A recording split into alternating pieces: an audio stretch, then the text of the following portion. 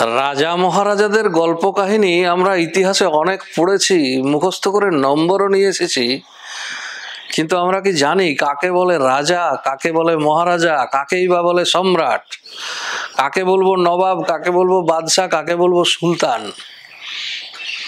আসুন আজকের আলোচনা এই নিয়ে। তবে তার আগে একটা কথা বলি, যে এই যে সিনেমার হিরো, যাত্রার হিরো, যাকে আমরা নায়ক বলি, এই নায়কের অর্থ অভিনেতা নয়। নায়কের অর্থ হচ্ছে প্রধান। প্রধান মানে অবশ্যই শ্রেষ্ঠ, আবার প্রধান মানে শাসনকর্তা। গ্রামের প্রধান মানে গ্রামের শাসনকর্তা।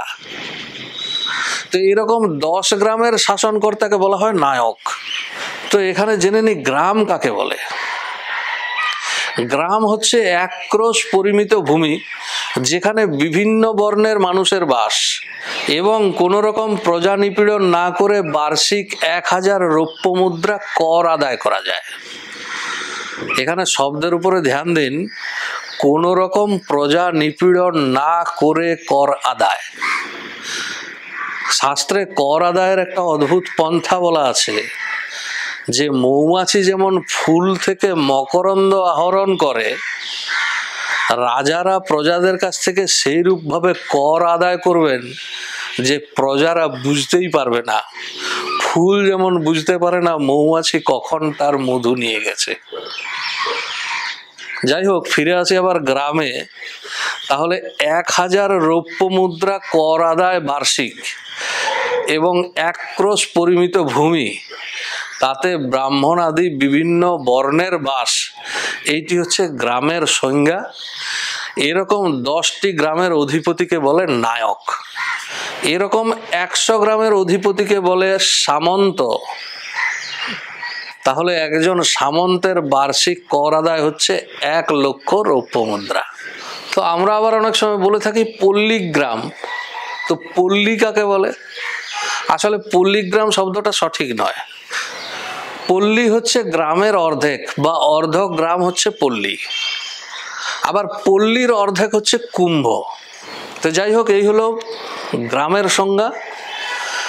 এখন এরকম 100টি গ্রামের শাসনকর্তা হলে তাকে বলে সামন্ত। অর্থাৎ এরকম একজন সামন্তের বার্ষিক কর আদায়ের পরিমাণ 1 লক্ষ রৌপ্য মুদ্রা। যার 3 লক্ষ রৌপ্য মুদ্রা কর আদায় হয় তাকে বলা হয় নৃপ। যার 10 লক্ষ রৌপ্য মুদ্রা কর আদায় হয় তাকে বলা হয় মান্ডলিক। যার 10 লক্ষ রৌপ্য মুদ্রার উপরে কর আদায় হয় তাকে বলা হয় রাজা। রাজা যে ক্ষেত্র শাসন করেন সেটিকে বলা হয় রাজ্য।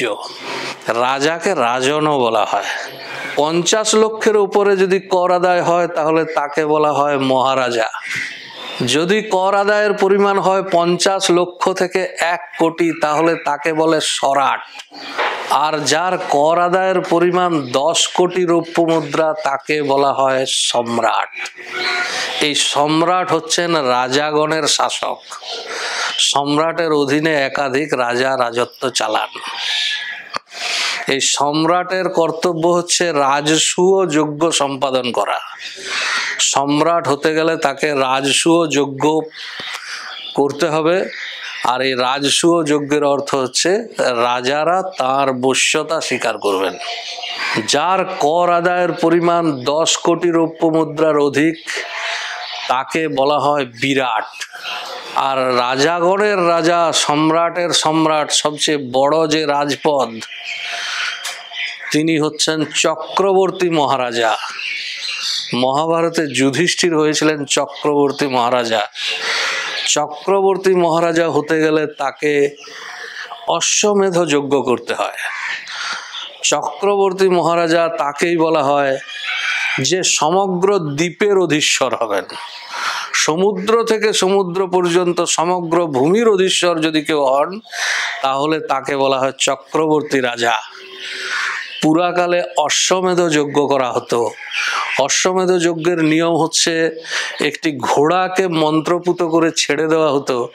সেই ঘোড়া 1 বছর ধরে সমস্ত জায়গায় ঘুরে বেড়াবে এবং যে যে রাজার রাজত্বে যাবে, যে যে রাজার রাজত্বে সেই ঘোড়া প্রবেশ করবে, রাজাকে তার বশ্যতা স্বীকার করতে হবে অথবা ওই ঘোড়াকে বন্দি করতে হবে। যদি কোনো রাজা ওই ঘোড়াকে বন্দি করেন তাহলে যুদ্ধ অনিবার্য, এবং যে রাজা অশ্বমেধের উদ্দেশ্যে অশ্বটিকে উৎসর্গ করেছেন তার কাজ হচ্ছে যুদ্ধে ওই বন্দি অশ্বকে উদ্ধার করা, এবং এইভাবে সে 1 বছর কাল যদি বিনা বাধায় ঘুরে বেড়াতে পারে তখন ধরে নেওয়া হয় সমগ্র দ্বীপ তার বশ্যতা স্বীকার করেছে, এবং তারপরে ওই অশ্বটি যজ্ঞে উৎসর্গ করে অশ্বমেধ যজ্ঞ করা হতো। এই অশ্বমেধ যজ্ঞ করলে তিনি হতেন চক্রবর্তী মহারাজা। তো এই ছিল রাজা, মহারাজা, সম্রাট ইত্যাদির বিভিন্ন রকম সংজ্ঞা। ভিডিওর শুরুতে আরো কিছু বলেছিলাম যে কাকে বলে সুলতান, কাকে বলে নবাব, কাকে বলে বাদশাহ। তো এই সুলতান, নবাব, বাদশাহ এইগুলি আরবি শব্দ থেকে বাংলা শব্দ ভাণ্ডারে এসেছে। এর অর্থ রাজা, শাসক, সম্রাট ইত্যাদি বোঝায়। তবে এই নিয়ে আবার কোনোদিন বিস্তারিত আলোচনা করব।